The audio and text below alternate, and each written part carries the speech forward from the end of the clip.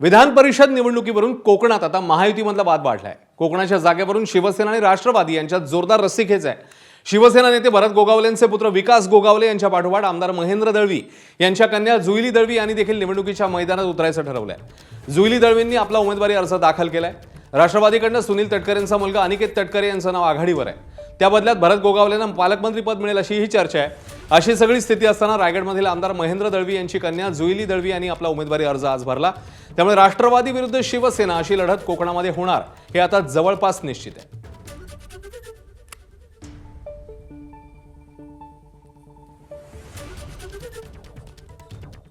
तर जुईली दळवी यांनी उमेदवारी अर्ज भरल्यावर नेमकं काय म्हटलंय, काय प्रतिक्रिया दिली आहे ते बघूया।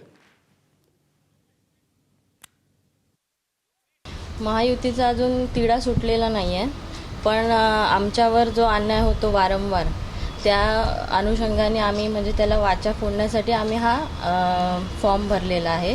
महायुतीचा निर्णय आज संध्याकाळपर्यंत होईल अशी आशा आहे आणि तो आमच्याच बाजूने होईल अशी मला आशा आहे। पक्षश्रेष्ठींनी अर्ज मागे घ्यायला सांगितलं तर आता वर चर्चा होतीलच त्यांच्या लेवलला। तसंच आमची कौटुंबिक म्हणजे माझे वडील आमदार महेंद्र दळवी, आई, तसेच आमची चर्चा होईल। मग त्याच्यातून जे साध्य होईल त्याच्यानुसार आम्ही त्या वेळेला ठरवू की तो मागे घ्यायचा आहे की ठेवायचा आहे। पण सध्या तरी आमचा मागे घेण्याचा कोणताही हे नाही आहे। 3 जिल्ह्यांचे हे समीकरण आहे, त्यामुळे संख्याबळ आमचं जास्त असल्याकारणे मला पहिलं वाटत होतं बरेचसे चिरंजीव भरतील, त्या पक्षाचे अन्य कुठे कार्यकर्ते भरतील, पण आम्ही औपचारिक फॉर्म भरून ठेवला आहे। पक्षाकडे मागणी केली आहे की आपला जनाधार जास्त असल्याकारणाने आपल्या शिवसेना पक्षाला तिकीट मिळालं पाहिजे।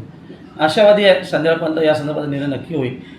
1 तारीख शेवटचा दिवस आहे आणि माझ्या कन्येने आज फॉर्म भरला आहे आणि मला असं वाटतं ही लढाई आम्ही सहज जिंकून आणू।